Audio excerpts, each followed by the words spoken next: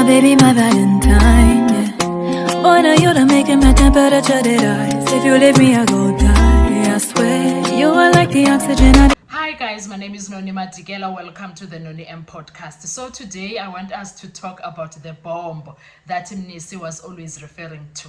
But before we get to that, guys, I think there's a lot of bombs that are about to kushumba on this case. I think there is a lot of bombs that are about to boom on this case. Before we get into all of those details, guys, please make sure you do not forget to like, to share, to comment. Most importantly, please make sure you are subscribed on the channel. Please make sure you are watching the videos up until the end and you are watching the ads that are coming through. When you are doing that, you are supporting the channel financially and in numbers.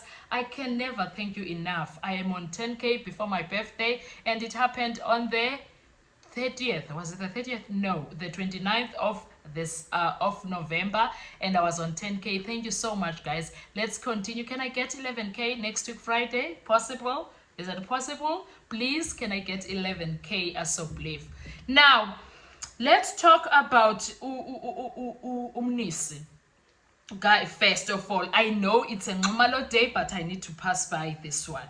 So Mnisi kept on talking about a bomb that is coming and he left it hanging. We were not sure what it is the first time. And then on the following day, he asked about Mjiyako, if Gininda knows Mjiyako, which he denied flatly. And then he slowly us there. There is something there that is brewing, but guys, walk slowly with me. Let's take it slow. Do not be in a rush. So he asked the court that, in fact, he wanted the state to give the information to court as evidence that shows ukuthi the FFC number belongs to Mjiyako. He asked ukuthi, what is that? I don't know about it. That's what he said. He wants them to bring that information from LPC to court, right? They said it takes about 3 to 4 days. We are waiting. So today is day 2. That was last week. So it's day 3 because we had Friday and then we had Monday, we have Tuesday. So I'm expecting it at least by Thursday or latest Friday, right? But now the interesting part is that I don't think Mnisi is asking questions regarding Mjiyako Nje for the sake of asking them. I think what he's asking for, he already knows that the FFC number that Mrs. Madam Cronje gave there belongs to Lisa Scott, and that person is in a Free State and an Afrikaans person too. Now, the question that I have is that Mjiyako who was giving that, or Madam Cronje gave that, it's someone that she knows. I don't know. I am just asking questions. I'm just thinking out loud. I don't know. Also, if we find out now that FFC, there is some corruption that happened there, what does that mean about the confession that was done in front of Magistrate Cronje? Does that mean it's gonna be thrown out because it was illegally obtained and there is some corruption that happened there? And also we saw that when people did this research that there is an FFC, it shows Lisa Scott, and then there is a part where it shows when did Mjiyako start practicing. He was, yes, an attorney, but as a legal counsel who was not practicing, and then he has been admitted now to Western Cape, what. There's a lot of shenanigans going on there, but my interest is to know what's going to happen with that confession that was done in front of Magistrate Cronje, And on top of that, is it going to be thrown out now or is it going to be thrown out later when it's time for the verdict from the judge? Education there, anyone from the legal side of things? And already by now we can see that there is a bomb that is about to kushumba, because if all of this means there is corruption, we need to find out after it is revealed.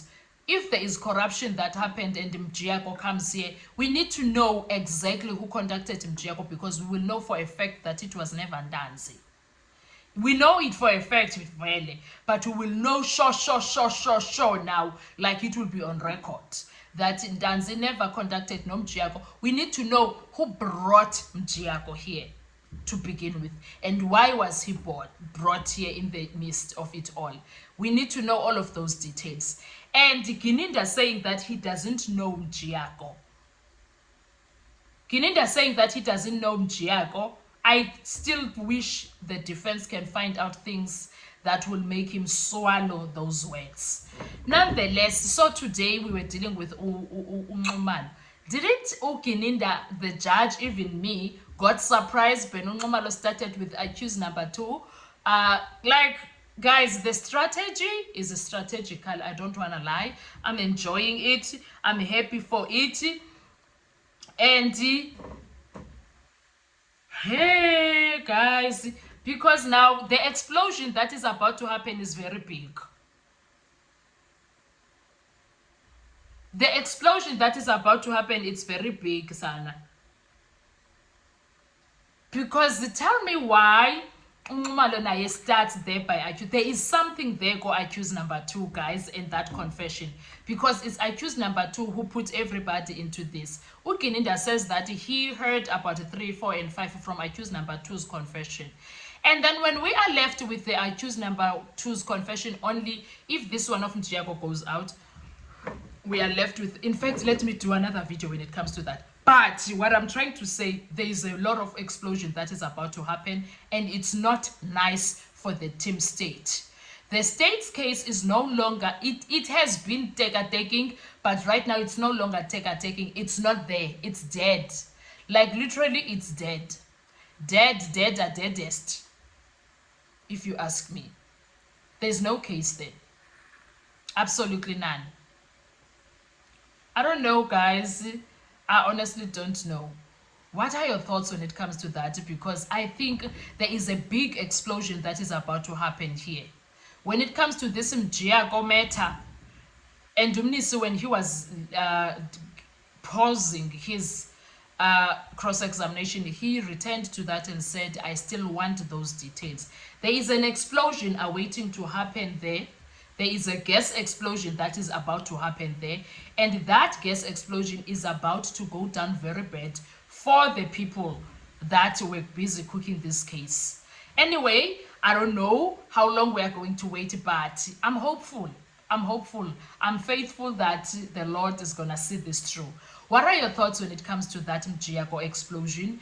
I foresee it as an explosion that is about to boom on everyone's hands, and people are not ready for it. What are your thoughts? Let's talk in the comment section. Thank you so much. I will see you on our next video. Bye-bye. To survive.